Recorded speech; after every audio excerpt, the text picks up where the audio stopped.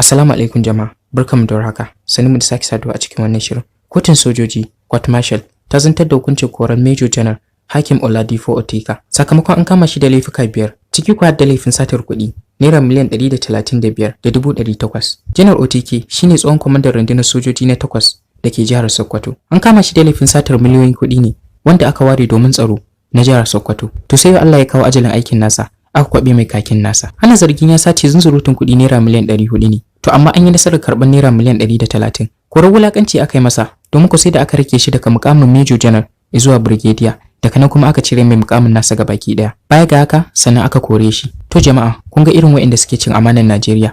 Muna son idan wannan bidiyon ya zo gare ka, yi kokari ka sharing din sa zuwa ƴan uwa da abokan arziki. Muna roƙon Allah ka tona asirin duk wani maciyin amanar ƙasar Najeriya. Sannan idan wannan ne farkon zuwan ka wannan tashar, sai ka danna subscribe domin samun sababbin shirye-shiryenmu.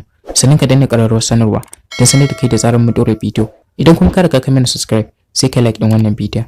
Mun gode.